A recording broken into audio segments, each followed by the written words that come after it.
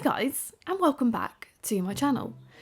Before we get into today's monumental case, I want to show you something. That's a parsnip, guys. Oh, that's a parsnip. And that apparently is the size they should normally be. So my partner's friend grew this and he gave it to him yesterday. So anyway, future Ellie, please keep this in. So yeah, we are going to cover today the case of the Titanic. It's one that has fascinated us for years and years. And it didn't really happen that long ago, if you really think about it. So there's that too. But we are going to have a cup of tea and we are going to get through this incredible case together. The story of the Titanic is one that has haunted the public for decades. And on that night in 1912, under a sky scattered with stars, the Atlantic became a gravesite for over 1,500 lives. But the real story isn't just about how it sank, it's why. And today, we're going to uncover whether the Titanic was a tragedy of nature or of human arrogance.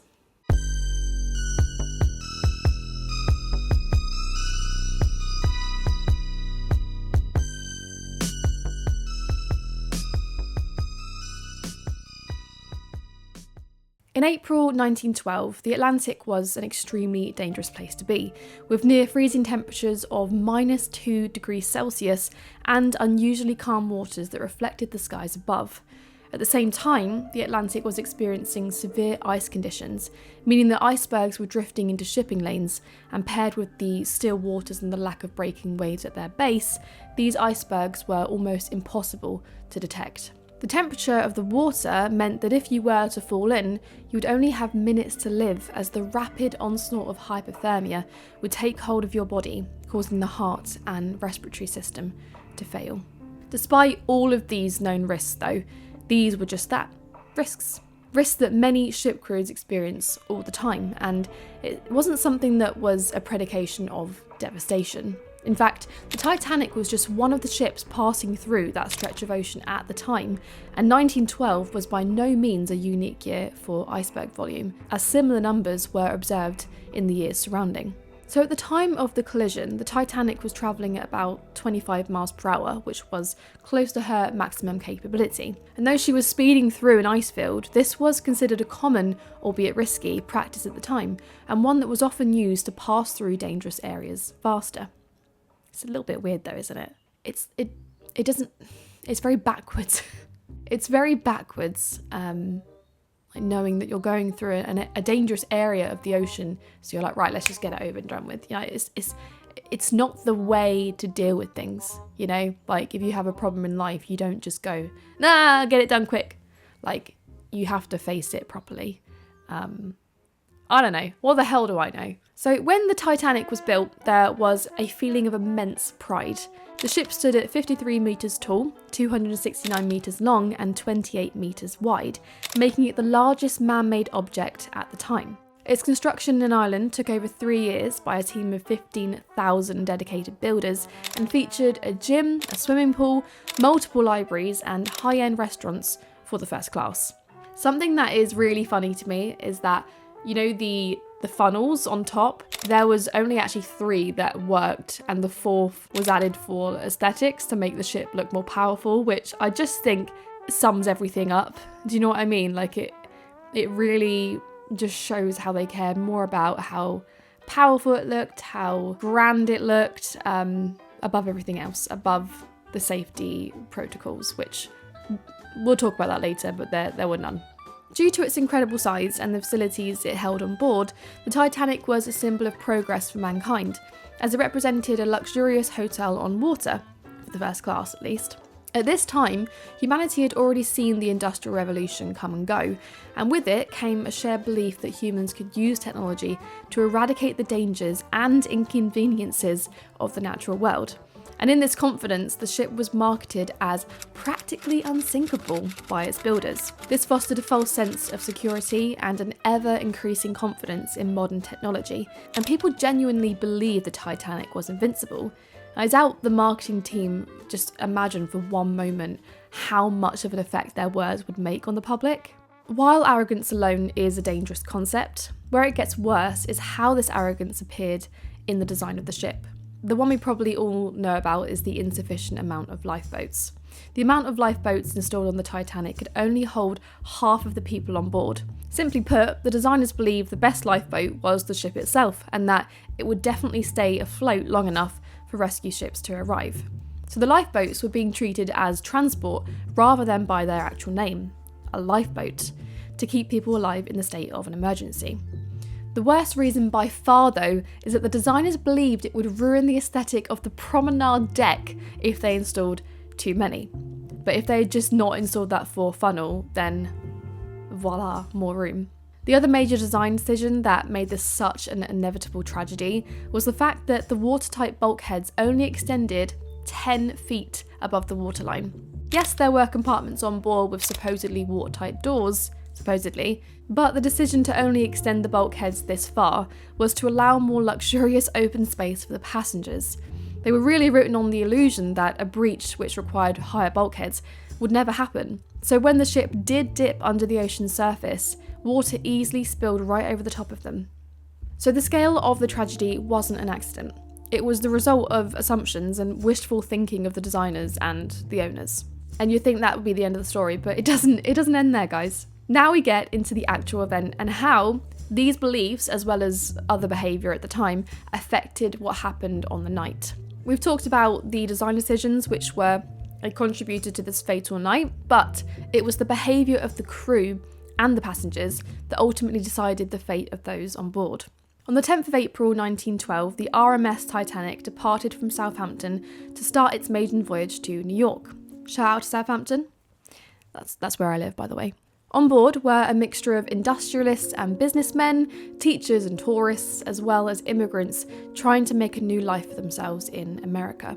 So on the 14th of April, 4 days into her voyage, the crew of the Titanic had received 6 warnings about ice in the area from other ships, including the SS Mesaba and the SS Californian. However, these messages never made it to the captain and were buried in radio traffic. The crew were frankly too busy sending messages from passengers, and so these warnings were actually treated as interruptions rather than anything serious. So the warnings were there. The Atlantic had been whispering danger all day, but the message never reached the bridge. At 11:40 p.m, while many of the passengers were asleep in their beds, the silence of the night was shattered when the Titanic scraped along a submerged ice spur. Only a minute prior, the lookouts Frederick Fleet and Reginald Lee had spotted the iceberg and rang the warning bell 3 times and phoned the bridge, but it was simply too late. And when it hit, passengers reported differing accounts of what they felt, with some saying they only felt a minor shudder and heard a light grating sound, and others claiming to feel a bigger glancing blow. Many in the first-class cabins reported feeling absolutely nothing, causing those to dismiss the danger as it unfolded. And indeed, a prime reason that people didn't initially believe the ship was sinking was due to the false advertising of the non-sinkable ship. And of course, it didn't look like it was sinking at first. The decks were still level, the lights stayed on, and the band continued on playing. But this would later be a dramatic mistake. The disbelief continued on with a severely delayed evacuation. Passengers were told to put on life belts as a precaution, and some were reassured that there was no danger. This meant that when the loading of the lifeboats actually began, precious time had already passed, with each second representing a loss of life. And this is genuinely one of the most haunting parts of this case. The lifeboats, as we've talked about, had a capacity for about half of the passengers, so roughly 1,200 out of 2,200. Yet many early lifeboats left significantly under capacity. For example, Lifeboat 7 left with 28 people with a capacity of 65. And there are different reasons for why this happened. One being that officers believed the cranes may not be able to hold a fully loaded boat down to the ocean's surface. Why build them then? Why build them to hold that many people? Other reasons include the disbelief that there was any danger at that point, and the women and children first rule was actually treated as women and children only to some officers. And then you have people that refuse to get into these dangling lifeboats because they look fragile and more dangerous than staying on board, especially for the first class passengers. And in the absence of a necessity to board these boats, many felt more comfortable and safe staying put, which is just so sad because they were making decisions based on, not having all the facts. You know what I mean? Like it's just so sad if they'd actually known the gravity of the situation. After the Titanic slipped beneath the Atlantic 2 hours and 40 minutes after it made impact with the iceberg, the world would forever be changed. The disaster didn't just expose human error, it exposed systemic failure, and the world responded. The first ever maritime safety reform came about 2 years later, called the International Convention for the Safety of Life at Sea, or SOLAS. As part of this reform, safety standards were formalised across multiple nations, ensuring each vessel had enough lifeboats, for one, continuous radio watches, the correct construction standards, and emergency procedures. Modern maritime law still operates under updated versions of this very same rulebook. Before the Titanic disaster, the lifeboats on a ship were based on the ship's tonnage rather than the amount of passengers. So the Titanic was actually following the law, even though it could only evacuate half of the passengers. Say what? As a result, it became law that the lifeboats could hold every single passenger on board, as well as ensuring regular lifeboat drills took place and clearer loading procedures were followed. This does make me think of an episode on New Girl, where they did this exact thing. I know it's a comedy show, but it actually shows you that these are, laws that are in place today. So that is good to know. However, one of the most direct responses to the iceberg threat was the creation of the International Ice Patrol. Again, established 2 years after the disaster, the Ice Patrol today monitors iceberg danger in the North Atlantic shipping lanes. They track their movements, ocean currents, and seasonal ice flows, and warn ships of the possible risks. The Atlantic is now constantly watched, as it should be. When the Titanic struck the iceberg in April 1912, the nearby SS Californian, one of the ships that tried to warn the Titanic about the risk, had actually turned off its wireless set and the lone operator had gone to bed. So any distress signals that came from the Titanic were not actually received in real time. After this, ships were required to have a continuous 24-hour radio watch, multiple radio operators, and stronger distress signal protocols. This would create a much more organised form of maritime communication and one that operates around the clock. So all of these changes highlighted the fact that when the Titanic sank, it did so at a time when safety laws were outdated and completely not fit for purpose, and communication systems were still in their infancy. It also showed the world the damage overconfidence in engineering and limited emergency planning could actually do. And in the aftermath, the world quietly rewrote the rule of the sea. So it does make you question, did an event such as this have to happen for humanity to look at the decisions they were making? If it wasn't going to be the Titanic, it likely would have been the fate of another unassuming ship. It was a ticking time bomb inevitably going to go off, in my opinion. The story of the RMS Titanic is often framed as a battle between humanity and nature.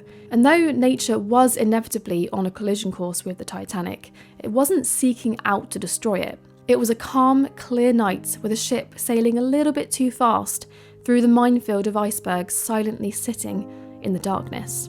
So while nature did of course provide the match to light the flame, it was the actions of those on the night and the decisions made before the ship ever set sail that ultimately determined the course of events. And I think that's why the Titanic still fascinates us and haunts us to this day. It isn't just about what happened, it's a story about us. The decisions we make and the assumptions influenced by the world around us. It's a stark reminder that when we become too confident in our technological advances, we forget about the real danger of Mother Nature. We are not, as much as we want to believe, invincible. And that is it for the story of the Titanic, guys.